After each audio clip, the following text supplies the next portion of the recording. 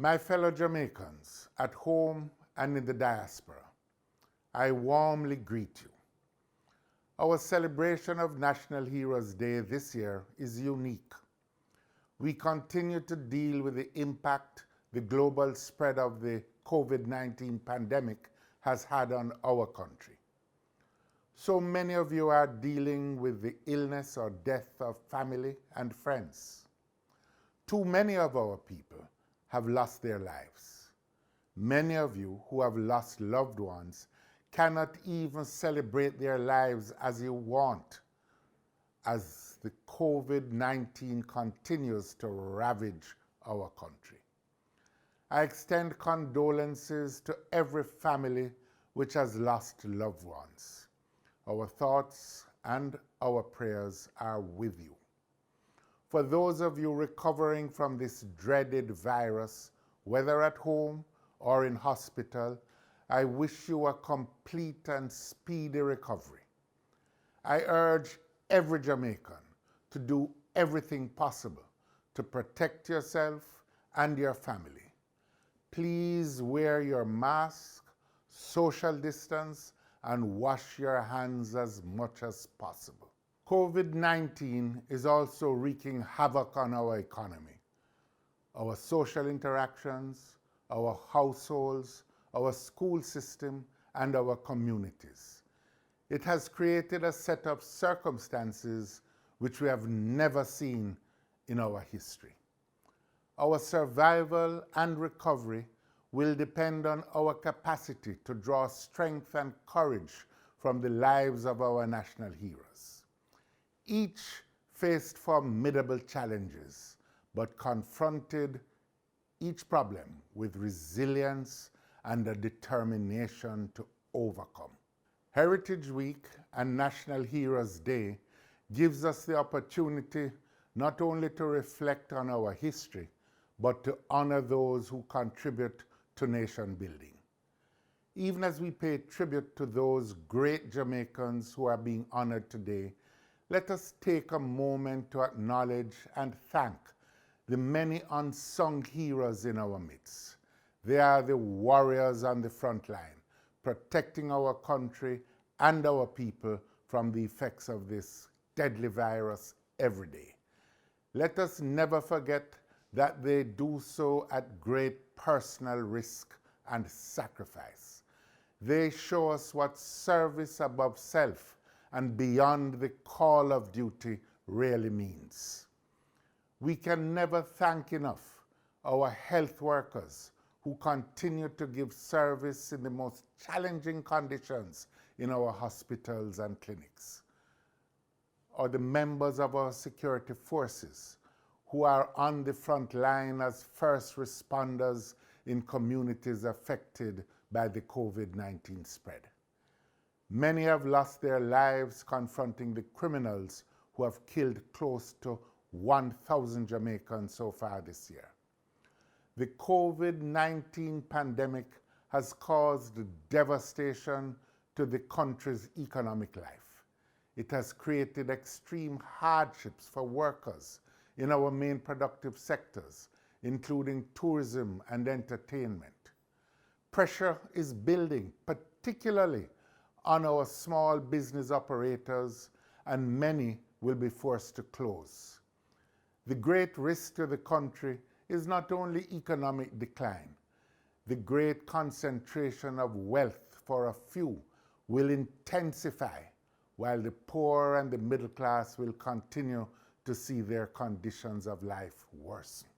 Sadly, the gap that separates the haves from the have-nots will only get wider.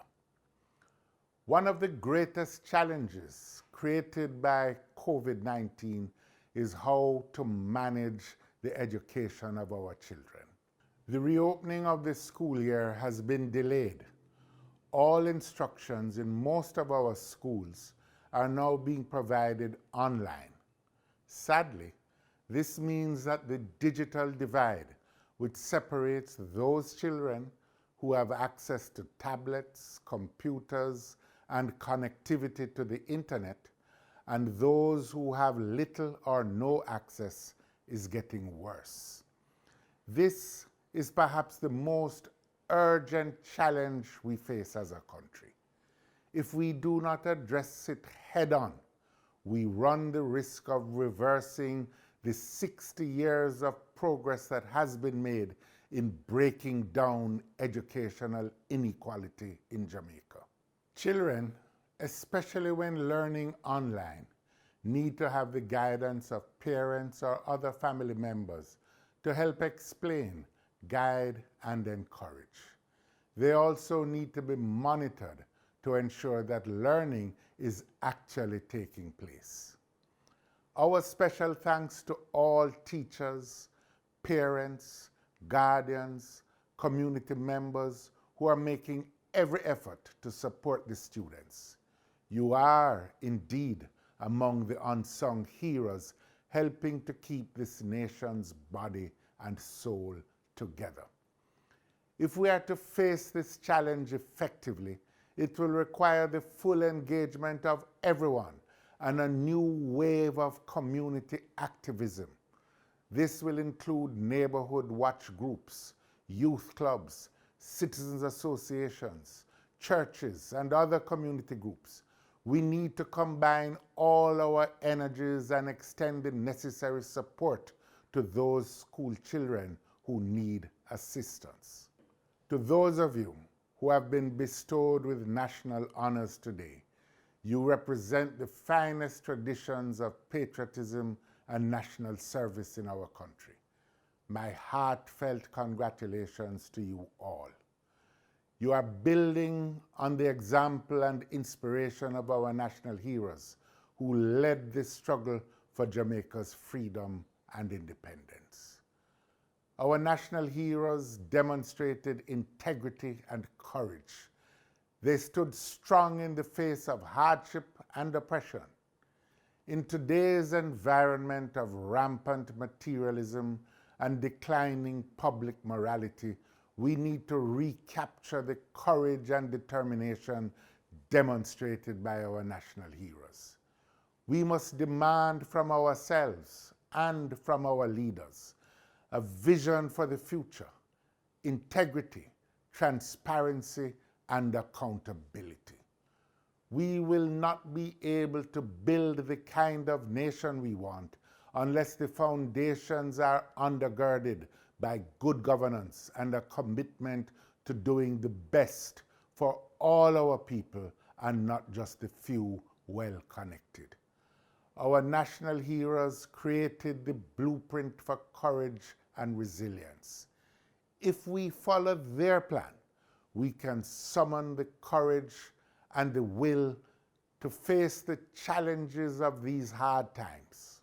Together, we can overcome and build a progressive Jamaica where everyone has an equal opportunity to excel, where justice is the birthright of all, and where peace bathes the land from Maroon Town to Montego Bay, Spanish Town to Stonygut, and Morant Bay to Kingston. My fellow Jamaicans, I pray that God will bless you and bless Jamaica, land we love.